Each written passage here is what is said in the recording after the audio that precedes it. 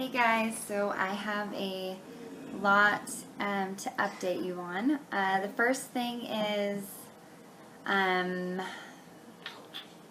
let's see, I'm definitely going to update on the trying to conceive our second baby, and that'll be the last part of this video. But there's been a lot going on the last couple weeks, and that's why I haven't really been making a lot of videos. There's been a lot of change, some of it really sad and some of it good. So basically this video is kind of like an update of what's been going on, and then I'll talk to you about what's been going on with trying for our second baby. So the first thing, I guess I'll do the sad first. So the first thing is my grandma got put into the hospital, and she's been falling a lot lately. She's 96 years old, but surprisingly my grandpa is the same age, and he's a ballroom dancer, and he's actually was a national, they both were like national ballroom dancer champions. So they're in like amazing shape for 96-year-olds to even be able to dance. For their age, they're doing amazing, but my grandma has been getting really off balance lately, and so the hospital actually recommended that because my family works full-time, and we couldn't get her a nurse 24/7, and it's been really hard because we didn't want to put her into a facility, but it's 5 minutes from my parents' house, so my grandpa and my parents, and we try to visit her every single day, and she is the only family member, or she's the only one there that has family members that visit her that much. So we're just very lucky that it's 5 minutes away, and it's just so sad when you go into like the recovery rehab facility for older grandparents and such. I don't know, a lot of them are just alone and by themselves, and so it's really nice that my family's all here so that we can be there for her, and somebody's there for her. My grandpa's there every breakfast, lunch, and dinner. He drives over and he eats at home, but he sits with her while she's eating, and he's the only spouse that goes and does that for their wife or husband. So she has a lot of love, but that's just really sad because we just want to make sure she knows that we're there for her. And then on the other thing that was really, really hard for me is my German Shepherd, Roxy. I don't know if I mentioned before, but we found cancer in her mouth, around the beginning of April, and on my birthday, in April, we actually did a surgery to remove all the cancer that was like all down here and up here, and it was filling her mouth. So we had it all cut out, and they actually removed 2 of the teeth on this side just because they wanted to get everything under the root of her teeth and everything. So they cut it all out, and they were going to wait this next time to see if it was fast growing or slow growing, and actually the next week it was already popping up, and they said if it was fast growing that would happen if it was the bad cancer. And I just wanted to, I've been just, my parents have watched my smaller dog Prince, and we actually have him back now, but so what happened is her cancer started growing really fast, and so my parents were watching Prince for me for a few weeks so I could just have quality time with Roxy. She was the only dog with us, so that she would get special attention. So we just kept, eventually I had to, it just got to the point where I had to feed her soft food with my hands. Like I had to actually serve it to her. I just soften her food, her hard food. I'd do this every night. It was a routine I did for about an hour before. I'd soften it in hot water, and then she didn't like to eat it hot, I found out, because she wasn't eating. She was getting skinnier and skinnier, and so I'd put it in the refrigerator after, and then she would eat it cold. Well, then after about a week, she stopped eating it altogether, so I had to start buying her soft ground like food out of a can. Eventually, it got to where she couldn't even close her mouth because the cancer was growing in between some of her teeth on the other side. So when she would go to close, it would go like this. So she couldn't chew her food. So so then she was trying to pretty much lick the food into her mouth, the ground food, but it would just get compacted into the bowl. So then I had to go to the soft, chunky food, and that's when I had to start. She loved it the first day or two. She would just, lick it up, and then when the weather just started getting hot, she stopped eating. It was literally just like fast changes. And I just sat with her out there. Ugh, I don't want to cry. I just sat with her out there for a few nights, and she was just going downhill.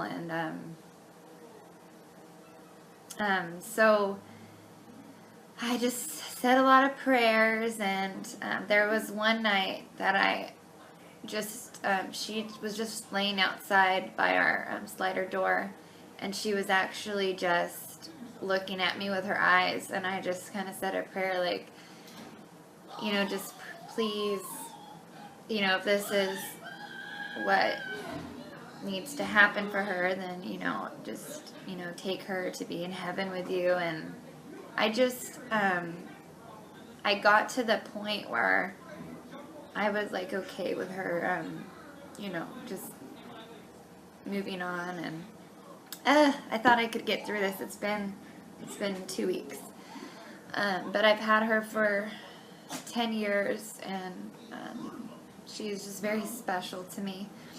So, I keep saying I'm so sorry. Anyways, so I'd woken up the next morning, and I didn't even know if she would be there. I just had this like feeling in my heart that I would wake up and she wasn't going to be alive anymore. But she was alive, and I opened the slider door, and she barely could make it in, so I helped her come in, and she laid inside for a little bit, and I called my parents, and my mom and dad had come over, and my husband and my dad had taken her to the pet ER, where they had to put her to sleep because it was just, she couldn't eat anymore, and she couldn't even move anymore. So I didn't want to do that, but it seemed to be the best decision at that time. So that was really, has been difficult for me. Yeah, so about a week ago, I wasn't expecting it, and my husband said, "Oh, you're going to cry when you see this," but the place where it happened, they sent me a card, and they took her paw prints and sent it to me, and I was just like, it was a mess all over again, but I'm so happy that they sent me these. I thought that was really nice, and they all signed it, and yeah, so I look at this. I have this up on our little shelves up here so that I can see it. So anyways, that was really sad, and I'm sorry I went on about that for like 10 minutes, it feels like. But, so that was the sad, and for the good news, I've been job hunting for a long time, and I've never actually really been happy with anything I found. It's been weird. The stuff that I like to do, they just don't have jobs for. I'm very crafty. As you guys know, I bake cakes, and I do wedding cakes, and I do things for events. I've stopped doing the wedding cakes more now because it's just harder with SJ. He likes to help me get into things, so now I've just strictly gone into cupcakes, and I do pretty ones, like I do fondant detail on them, and so they're not just plain. I make them look really nice. I do them for weddings, and so I do cookies and cupcakes and little favors and cake pops and stuff like that, and smaller cakes for family and friends, but I don't usually do the wedding cakes anymore, the big ones anyway. Yeah, so that's pretty much what I've been doing strictly as far as working and being with SJ. But as far as finding a full-time job for benefits and whatnot, I have not been able to find anything that's made me... Okay, bring your cup here, buddy. Okay, I'm back. So, my Pomeranian decided that he would jump up here on my lap.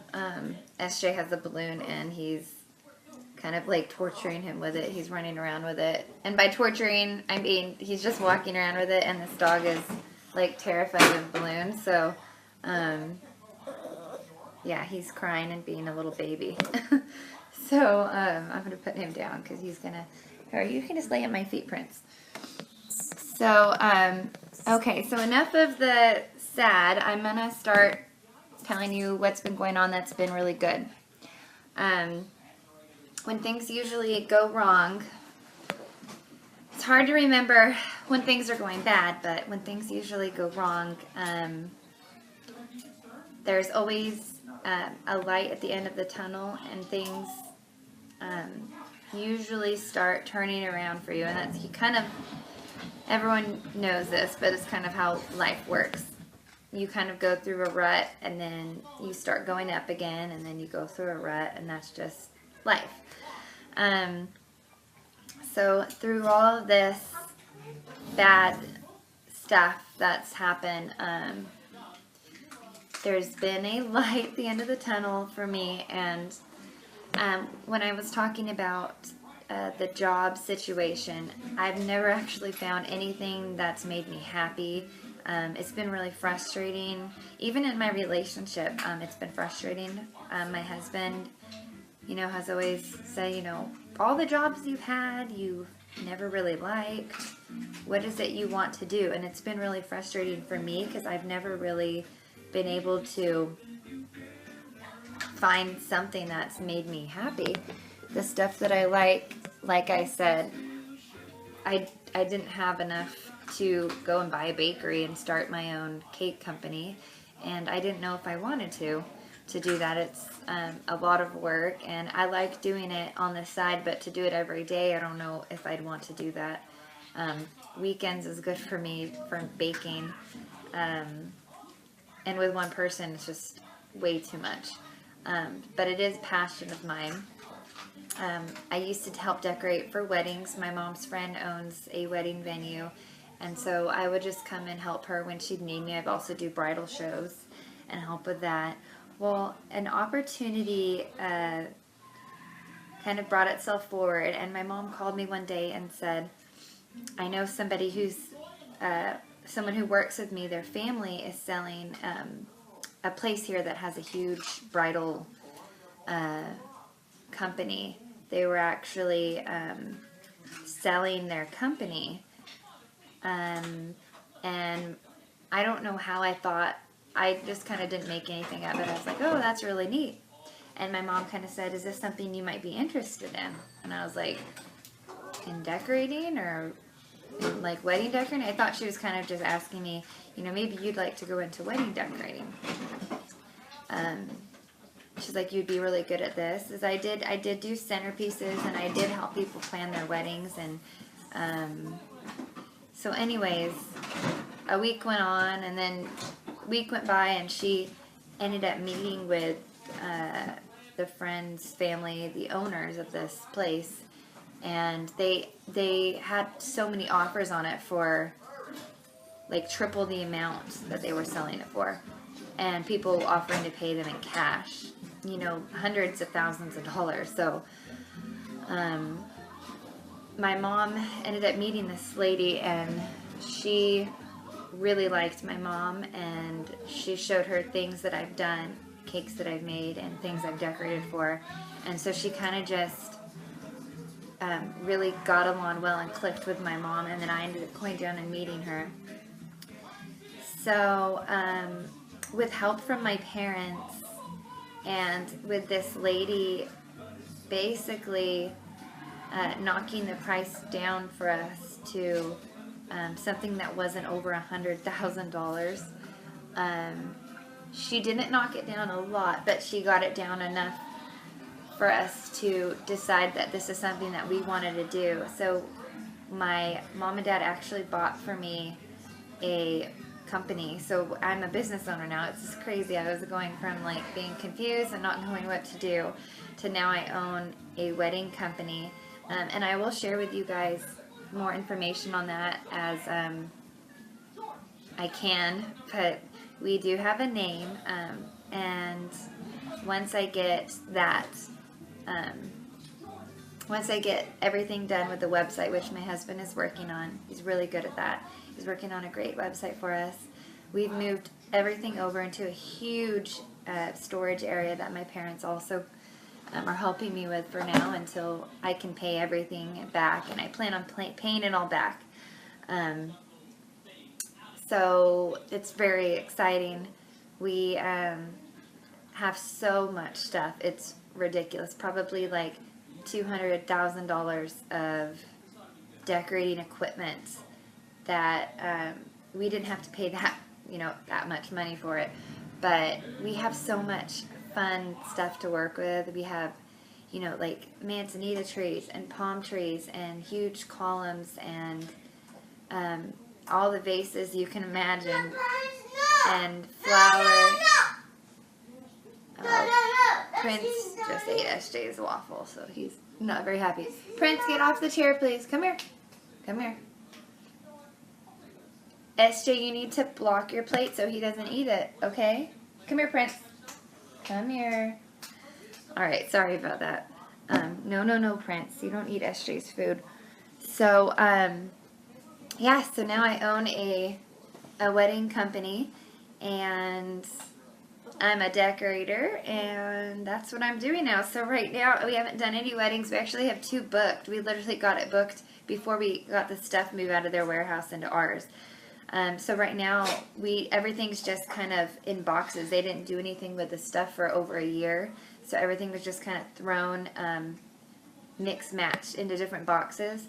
So right now I'm doing inventory, and that's what I've been working on this last Sunday. My mom and I were there for 8 hours, just unloading boxes and organizing things. So we got a lot of shelves done, but we have about 100 more that we need to do. There's just so much stuff. So much fabric and chair covers and linens and table runners and chair ties, and just, I don't know, it's kind of like, for me, it's kind of like a dream come true that I get to do something like this that I really love doing, and it's not really work for me, it's fun. It also allows me, the questions that I had, watch out, S, he's going to take your waffles, Prince. No, come here. So it also lets me do something that makes me really happy, that doesn't feel like, there's SJ, that doesn't feel like a job where I need to ask for time off, so I'm not, yeah. Oh, also, before I go on about this, SJ, this is actually a real stethoscope. SJ is doing really good. I didn't tell you guys, but he actually, he had surgery this last Wednesday, and it was really scary. It was for a hydrocele appointment. If you don't know what that is, I don't really want to explain it on here. What are you doing, bud? Oh, look at George. So, so while they were in there, they actually found hernia on both sides too. So he had a pretty good surgery, and it was scary. It was really scary. It was about an hour and a half he was under, and he woke up feeling very upset with the IV and everything in his... What are you doing? I'm trying to check the heart. Huh? I'm trying to check this heart. You're trying to check the heart? The desk doesn't have a heart, silly. You want to check yours?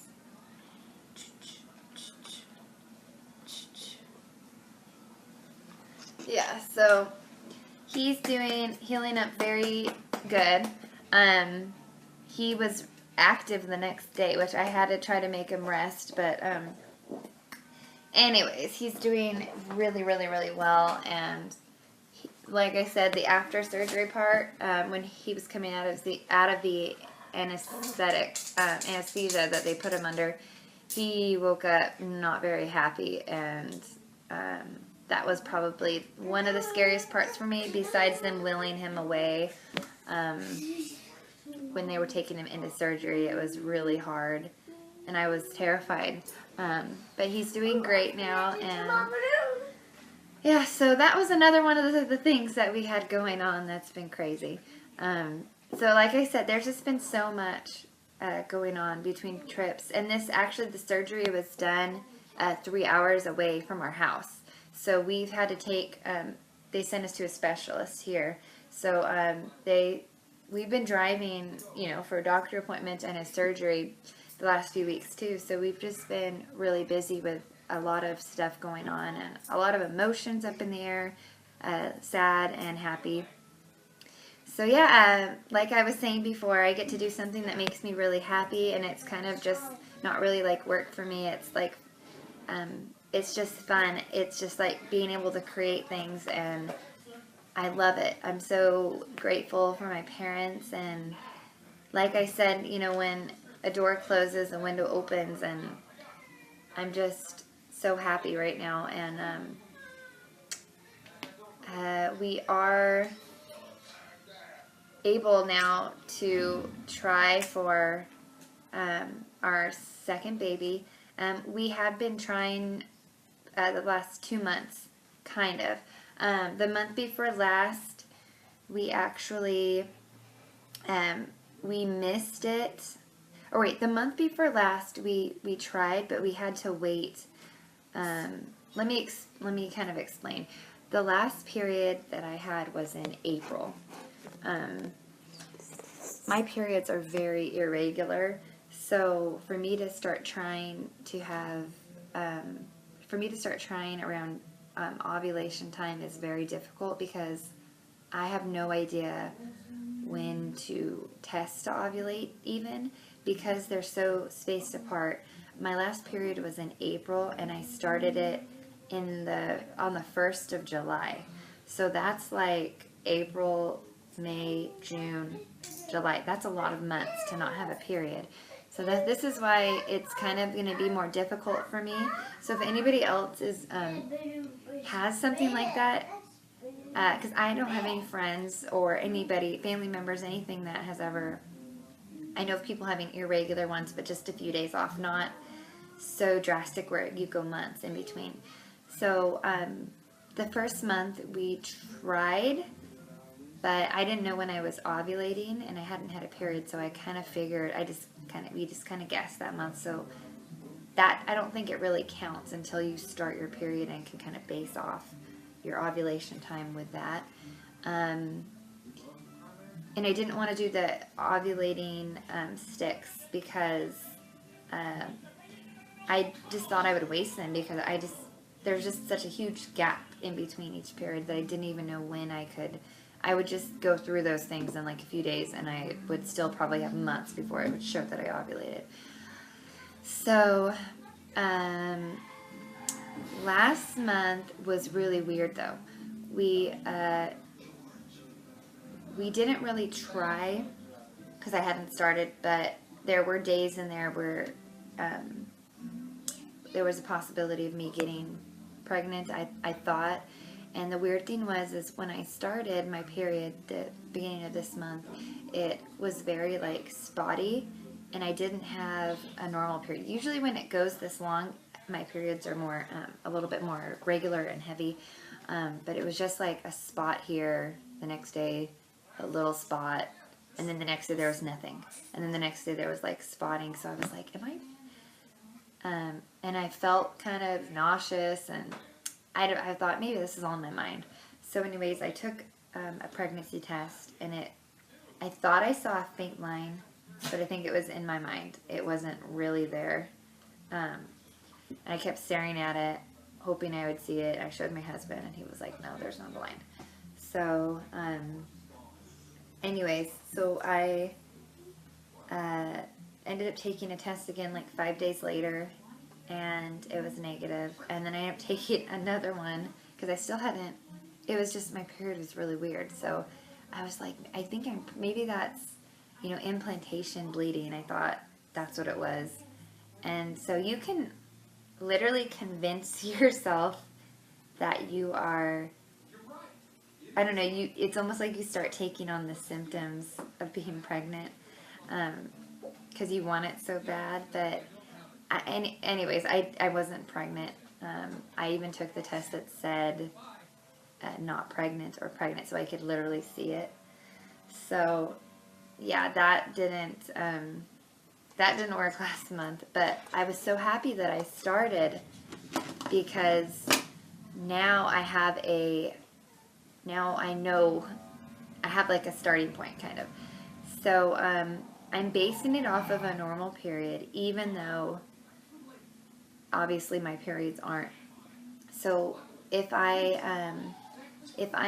ovulated on, I think I started, or my period on the 30th or the 1st kind of is when it started, my weird period.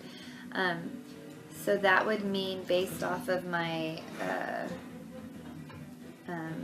calendar on here that my ovulation date, based off of that one in April,